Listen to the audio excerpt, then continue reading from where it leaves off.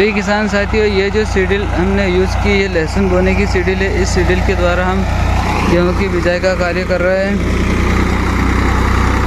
और इसके अंदर सूखे में बुआई करने से हमें समय और धन दोनों की बचत होगी। एक ही बार में इसकी सरिया भी बन जाएगी और बुआई भी हो जाएगी। किसान साथियों, सूखे में बुआई करते समय एक बात का हमें बहुत ध्यान रखना है कि हमें खेतों के अंदर जल भराव नहीं होने देना। यानी कि अगर इस स्थिति में अगर हम सूखे में बुआई करते हैं और खेतों के किसी हिस्से में जल भराव अगर रह जाता है तो हमारे गेहूं के बीज इसमें अंकुरित होने के बाद सड़ जाते हैं। ख़ास तौर पर इस बात का हमें ध्यान जरूर रखना है गेहूं को जब पहला पानी इसके अंदर हम पिलाएंगे। और गेहूं की सूखे में बुआई करते समय हमें गेहूं की बीज दर पलेवा देकर जो बुआई करते हैं उससे थोड़ी कम रखनी, क्योंकि इसमें अंकुरण सबसे ज़्यादा होता है, क्योंकि इसमें कोई भी बीज डैमेज नहीं होता है। बीज डैमेज नहीं होगा तो उगने की इसके अंदर बीज ज़्यादा उगेंगे और उसमें बीज पौधों की संख्या ज़्यादा बनेगी। और इसमें बीज दर अगर ज़्यादा रखेंगे तो फसल को धंसने का भी बहुत ज़्यादा खतरा रहता है, क्योंकि इस सीडिल से जब बुआई करते तो इसमें कतार से कतार की दूरी बहुत पास होती है। वीडियो पर बने रहे, पूरी जानकारी आपको दिखा रहे हैं। मेरे प्रिय किसान साथियों, गेहूं की बिजाई सूखे में की जाए तो ज़्यादा पैदावार मिलेगी हमें, या पलेवा देकर बिजाई की जाए तो ज़्यादा पैदावार मिलेगी। पैदावार देने का सिस्टम दोनों ही तरीक़ों से अच्छा होगा, लेकिन पैदावार इन दोनों सिस्टम से नहीं होगी। पैदावार के लिए हमें सबसे मेन चीज़ होती है बीज की प्रजाति, यानी कि बीज की प्रजाति किस एरिया के लिए कौन सी बनी है उसका चुनाव हमें सबसे पहले करना होगा। यानी कि समझ लेते हैं कि अगर पंजाब में सबसे ज़्यादा उत्पादन देने वाली गेहूं की वैरायटी है, अगर उस वैरायटी को अगर हमारे यहाँ लगाएंगे तो क्या हमारे यहाँ इतना उत्पादन दे पाएगी?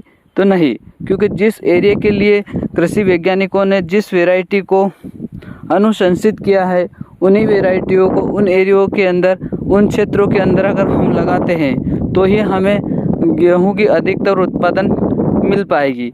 और प्रजातियों का उपयोग, सही प्रजातियों का उपयोग हम जब करते हैं गेहूं की, तो ही हमें ज़्यादा बम्पर उत्पादन मिल पाती है। साथ ही सही प्रजातियों का उपयोग तो हम करते हैं, लेकिन गेहूं के लिए जो पर्याप्त खाद की मात्राएं होती है, जो माइक्रो न्यूट्रिएंट्स की ज़रूरत होती है, उन सभी चीज़ों को पर्याप्त मात्रा में हमें समय समय पर देने पड़ेगी। और सिंचाई की व्यवस्था मुख्य इसमें रोल निभाती है पैदावार के लिए। जिस वैरायटी को जितनी सिंचाई की आवश्यकता होती है, किसान साथियों, हमें समय समय पर उतनी सिंचाई अगर हम करते हैं तो निश्चित तौर पर हमें बम्पर उत्पादन मिलने की संभावना रहती है।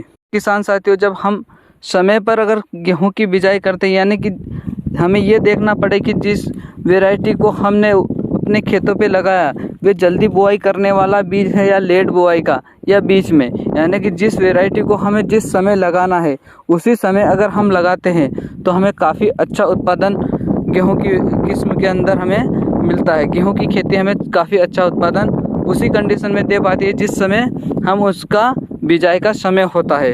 यानी कि समय भी सही होना चाहिए, प्रजाति भी उस क्षेत्र के लिए सही होनी चाहिए, और जितनी उसको सिंचाई की आवश्यकता होती उतनी सिंचाई भी हमें उस गेहूं की उस वैरायटी को देना है। ये सारे काम अगर हम करते, सही खाद बीज की मात्रा देते, तो हमें चाहे आप पलेवा देकर गेहूं की बिजाई करें या चाहे सूखे में करें, किसी भी तरीके से अगर आप गेहूं की बिजाई करते हो तो आपको निश्चित तौर पर बम्पर उत्पादन मिलेगा। यानी कि अगर आपने मेहनत में कोई खामी नहीं रखी, कोई कमी नहीं रखी, तो आपको कोई भी हर कंडीशन में आपको निश्चित तौर पर बम्पर उत्पादन मिलेगा। रही बात आगे प्राकृतिक आपदाओं की, अगर प्राकृतिक आपदा अगर कोई कारण से आती है तो वो प्रकृति के ऊपर है, उसमें तो सारी मेहनतों पर पानी फिर जाता है, लेकिन हमारा किसानों का सारा सिस्टम प्रकृति के ऊपर डिपेंड रहता है। किसान साथियों, मेरे द्वारा दी हुई जानकारी कैसी लगी, उचित और सही लगी हो तो हमारे चैनल को सब्सक्राइब ज़रूर कीजिए और वीडियो को लाइक कीजिए। हो सके तो पास बने घंटी वाले बटन को भी दबा दीजिए, जिससे कि आने वाला मेरा हर वीडियो आप तक पहले पहुंच सके। कृषि संबंधित जानकारियों के लिए हमारे चैनल से जुड़े रहिए। वीडियो को अंत तक देखने के लिए आपका बहुत बहुत धन्यवाद।